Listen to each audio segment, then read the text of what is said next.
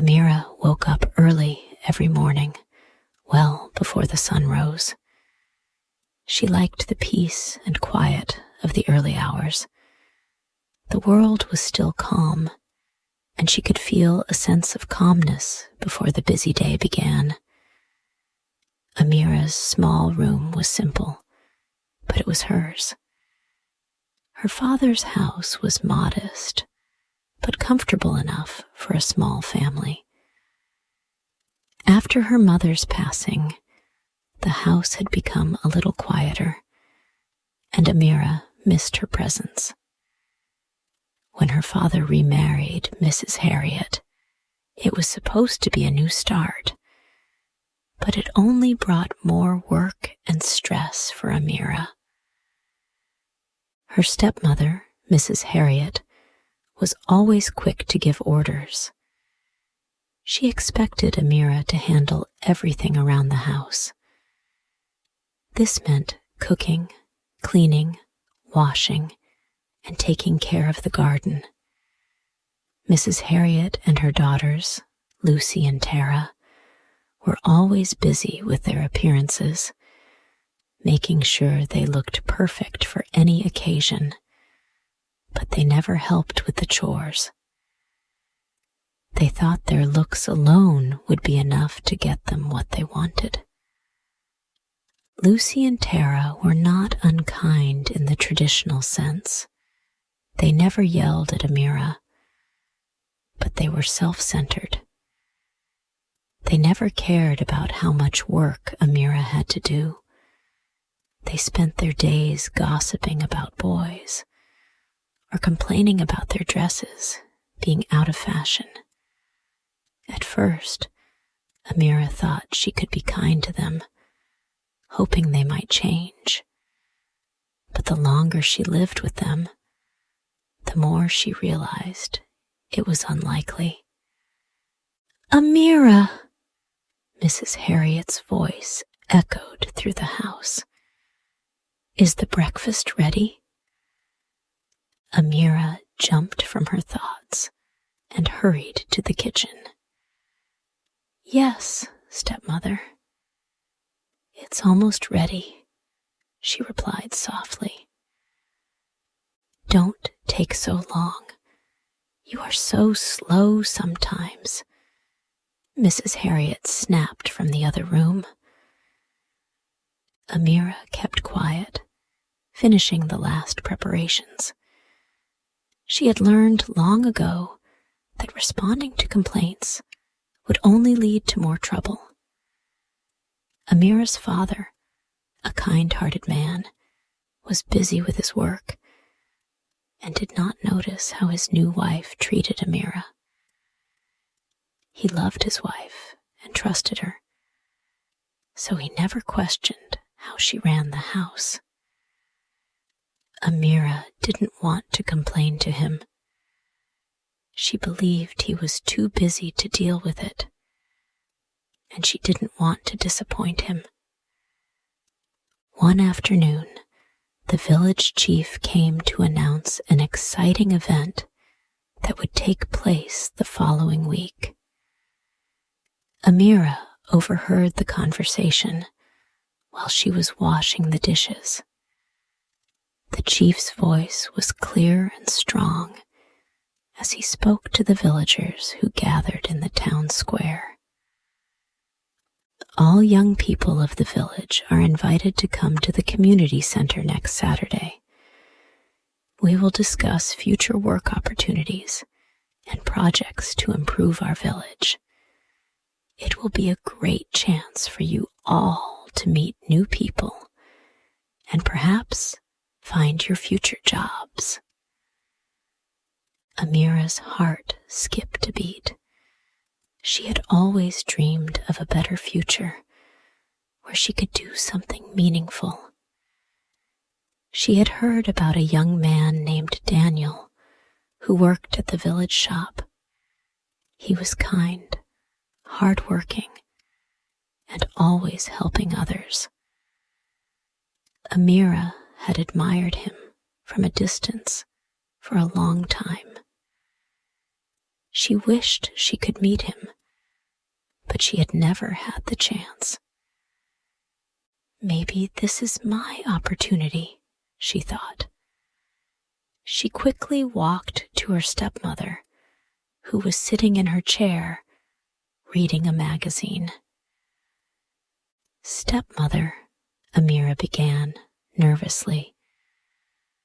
The village chief announced a meeting for all young people in the village. It's about jobs and the future of the village. May I go? Mrs. Harriet didn't even look up from her magazine. "No, you cannot go. There's too much work to do around here. Your stepsisters and I will go. You must stay home and take care of the chores." Amira's face fell. She had been so hopeful, but she knew better than to argue. Mrs. Harriet never allowed her to do anything fun, especially when it came to opportunities that might help her. "But why?" Amira asked quietly, her voice barely above a whisper. "You don't need to know why. Just do as I say." Mrs. Harriet's sharp reply left no room for discussion. Amira, her heart sinking, nodded in defeat. She returned to her work, but the thought of the meeting kept her mind occupied. She didn't know why, but she felt a strong pull to be there. Saturday came, and Mrs. Harriet and her daughters spent the morning preparing for the village meeting. They talked about it excitedly, discussing what they would wear and how they would impress the people there. Amira overheard their conversation while cleaning the living room.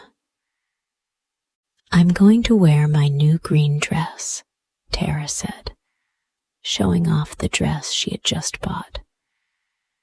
"You always get the best dresses," Lucy grumbled. "I'll wear the blue one then. I'm sure that will make everyone look at me." Amira didn't say anything. She knew she would never have the money for a beautiful dress like that. Her life was filled with chores and hard work, and she had learned to be content with simple things. She didn't mind that her stepsisters were always getting the attention. All she wanted was a chance to escape the routine and experience something different. Mrs. Harriet was busy arranging her hair, her face focused as if she were getting ready for a grand event. "Amira, you stay here," she said dismissively. "You have no need to go. Your work is more important." The house was a mess, and Amira was expected to clean it all while her stepsisters were out having fun. She nodded silently, watching them leave, each of them walking out of the house with a sense of excitement, clearly unaware of how much their mother's behavior hurt Amira. After they had gone, Amira sighed deeply. She had always dreamed of a better life, one where she could be free from the endless chores. She knew this event could be her chance to meet new people and perhaps change her situation. But Mrs. Harriet's rules were strict, and Amira had learned not to challenge them.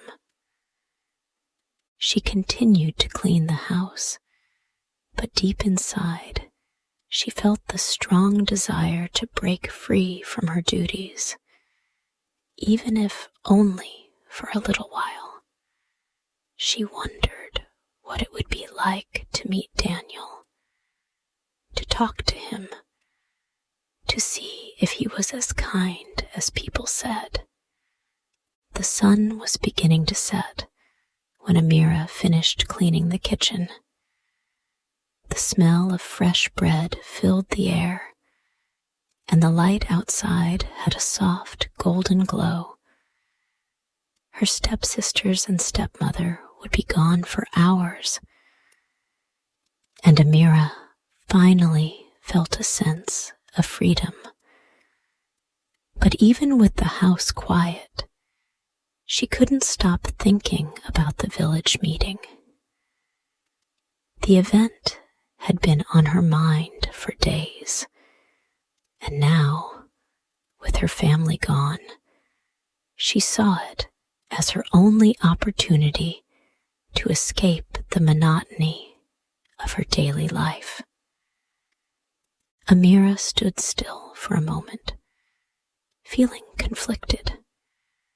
She knew her stepmother would be furious if she found out Amira had left the house, but she could no longer ignore the chance to change her life. She wanted to meet people, hear about work opportunities, and maybe, just maybe, get the chance to speak with Daniel. He was someone she admired for his kindness, someone who might understand her.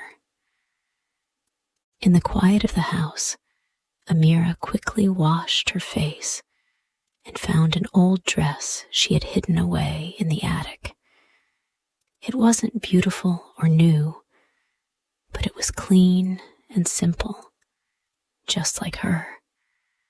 She tied her hair back, did her best to straighten her dress, and looked at herself in the mirror. "It will have to do," she whispered to herself, her voice soft, but filled with a sense of purpose. She felt nervous, but also a sense of excitement she hadn't felt in a long time. With her heart pounding in her chest, Amira left the house quietly, making sure the door didn't creak as she shut it. The path to the village square was familiar, but today it felt different. Each step brought her closer to something unknown, something she hoped could change her life forever. The village square was filled with people when Amira arrived. It was larger than she remembered, bustling with energy as young men and women from the village gathered to listen to the village chief and talk about the future. Amira felt her stomach tighten. She wasn't used to being in crowds, and she felt small among all the well-dressed villagers. Her eyes scanned the crowd, trying to find Daniel. There were so many people, and the noise was overwhelming. As she stepped closer to the center, she noticed how everyone seemed so confident, talking to each other in groups. They were all dressed in beautiful clothes, showing off their best looks. Amira looked at herself and felt self-conscious, her simple dress seeming plain compared to the others. Just then, she saw him, Daniel. He was standing with a group of young men, laughing and talking easily with everyone around him. His brown hair was tousled slightly, and he had a warm smile that seemed to put everyone at ease. Amira's heart skipped a beat as their eyes met. "Amira?" Daniel called out, his voice warm and friendly. His smile widened as he noticed her standing by herself. "I didn't know you would come. It's great to see you here." Amira felt her cheeks heat up. "I just wanted to see what the meeting was about," she said shyly, her voice quiet in comparison to the laughter around her. Daniel nodded thoughtfully. "Well, I'm glad you came. There's a lot of exciting stuff happening here. The village is growing, and everyone is finding ways to work together. You should come and join us." He gestured toward a group of young people who were gathered near a table, talking and writing things down. Amira hesitated for a moment, but then nodded. She wasn't sure where to start, but being near Daniel made her feel more comfortable. "I'd like to join you," she said quietly. Daniel led her to the group, where people were discussing different ways they could help the village grow. They talked about new businesses, farming techniques, and ways to make the village a better place for everyone. Amira listened carefully, impressed by how passionate everyone was about improving the future. As the conversation continued, Amira felt more and more at ease. She realized that even though she didn't have much experience in these areas, she could contribute with her knowledge of the land and the daily tasks she had done at home. Amira began to speak up more, sharing her thoughts on how the village could work together more efficiently. Throughout the evening, Daniel and Amira exchanged ideas, and the more they talked, the more Amira felt a connection to him. He wasn't like the other young men in the village, who often spoke of wealth and status. Daniel cared about real issues, and his kindness shone through in every conversation. Now, from this point, the story will be continued in the next part.